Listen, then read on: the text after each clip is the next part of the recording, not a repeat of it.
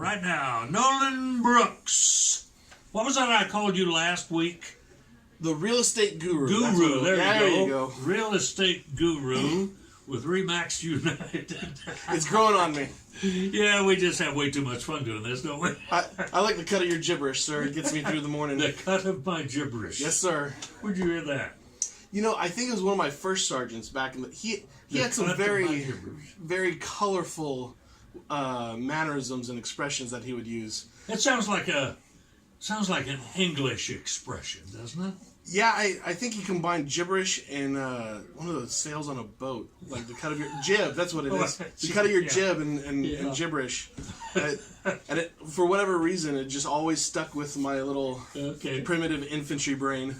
You know. What kind of gibberish have you got for us today about real estate? Anything in particular today? Well, yeah, you know, it's not the happiest subject in the world, but mortgage scams. You know, it's something. It's kind of like your vegetables. You know, it's not something everybody likes, but it's something that you definitely need in your diet to keep you healthy and keep you safe.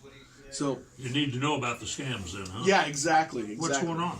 So there's the number of scams out there are innumerable.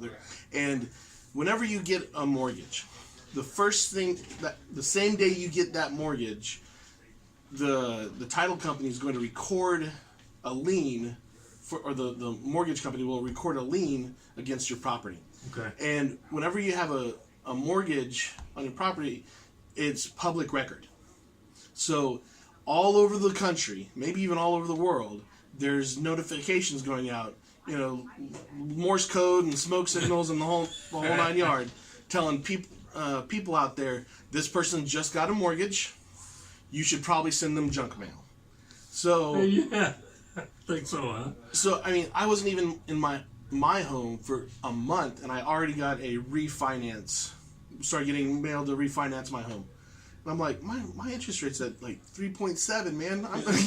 I'm good. You're not prying me out of my cold dead hands for nothing, you know. But there's several types of scams that I want to talk about today.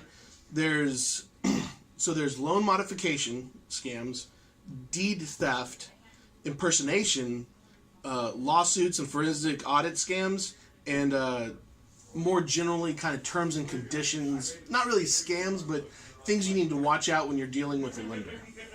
Okay, where do you want to start with that? Which one? Well, I mean, which one is getting the most action right now? One or the other?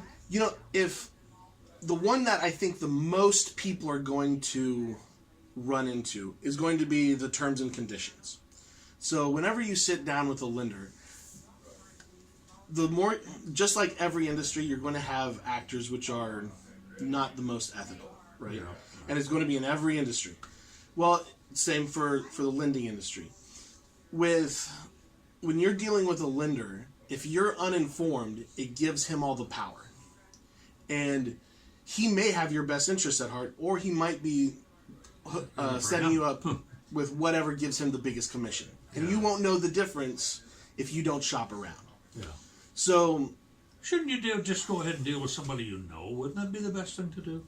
You know, my policy is, so I work with lenders. I know them on a first name basis. I literally call them every day. Yeah. And when I went to get my home mortgage, I still talked to 3 lenders. Because you never know what changes within each company. And no one can be an expert in everything. Yeah. But they should be an expert in their products, right? Yes. And when it's time to go get a mortgage, and you're looking at potentially a contract that you're under for 30 years, you need to make sure you have the best deal for you. Don't get the best deal for Frank because he's your buddy and he just started in the mortgage industry. Go get the best deal for you. So talk to Frank. Of course, this is a long-term thing, and it'll be costly if you don't get the right thing. Won't it? So, you know, if you, even a small difference in closing fees for them could be thousands of dollars for you. So whether a mortgage lender uses a percentage or a flat fee for their closing costs, both? It depends on the lender, and it depends on individual fees. So some have a mixture of we're going to charge you in a 1% origination fee plus these set fees. Yeah. Others might say, well, we're going to do a 1.5% origination fee, and that's what we do. Yeah. But you have to talk to the individual lenders to get that information. So, like I said, the best way to protect yourself from being taken advantage when it comes to term and conditions is go around, talk to multiple lenders, work them against each other, because they will negotiate with you to get your business. Because they don't, not all of them, but many of them are commissioned. Should get at least 3, right? Probably. Does that sound right? That's always been my advice, and that's what I've done personally. Is I talk to at least 3. Yeah. Okay. Next on the list. The one that surprised me the most when I was doing the research for today was deed theft. So deed theft is where someone comes in and they actually convince someone to sign over the deed to their home to this person. Now, when you do... Why would anybody do that? From what I can find, it sounds like, one, it's people who are just not educated on what the process looks like. Uh-huh.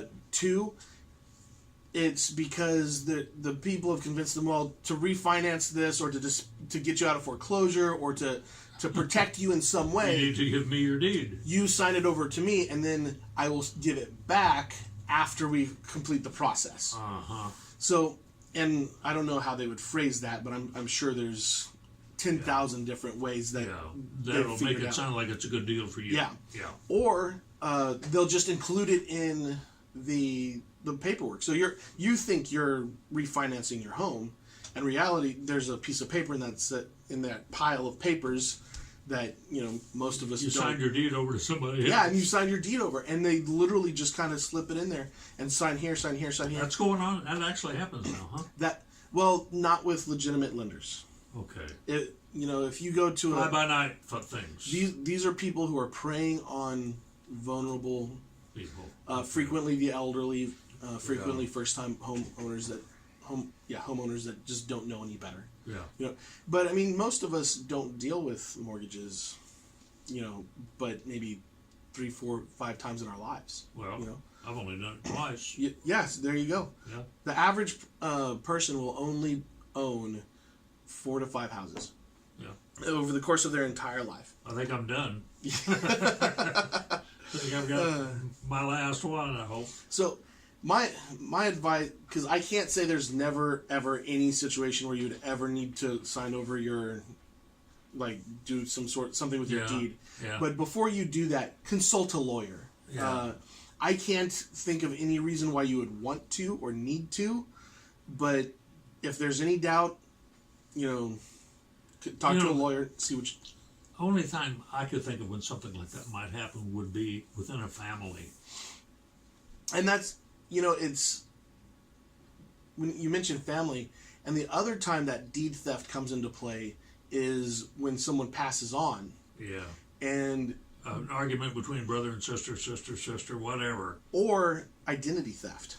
So someone passes on, there's people out there which just watch the obituaries and they keep an eye out. They see someone passed on, and then they'll go into that person's house and they'll live in that house hoping that no one will notice, or as long as they can.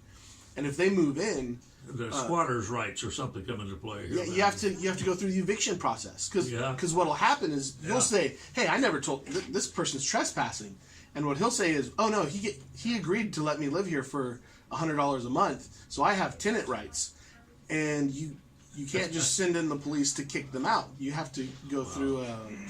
I've seen that where that kind of stuff happens. There was a case in North Carolina where a gentleman in the 82nd Airborne. He was deployed to Afghanistan. He had rented his place out to someone. They had moved out, left it vacant. Someone else had moved in. And then when he came back... He couldn't get him out of his house. He couldn't get him out of his house, no. And that was a big, big deal. Oh, wow. That escalated in some weird ways, but that's because there's a lot of support from military in Fort Bragg. But yeah. The good news is that he had ended up getting his home back. But... Anything else, right quickly, you want to add to this? Oh man, time flies. Oh yeah. Well, we'll have some left over for next week. There you go. There you go. Part 2 next week. You know, if you're looking for me, you can find me on Facebook, Nolan Brooks, Army Realtor and Veteran, and you can find me on YouTube if you're interested in Army Veteran and Realtor. Yes, there you go. What I say? Army Realtor and Veteran. Potato. I'm sure Facebook's smarter than me. And then you can give me a call at 816-805-3306. And Say it one more time. 816-805-3306. There you go. Or you can, if you want to see this, let's make funny faces and see how charming and handsome Woody is, you can find it on YouTube. I have a YouTube channel now that I'm posting all these videos Oh, on. do you really? So, there you go. Good to see you, Nolan. As always, it's a pleasure. Thank you, sir. Have a great day. Enjoy.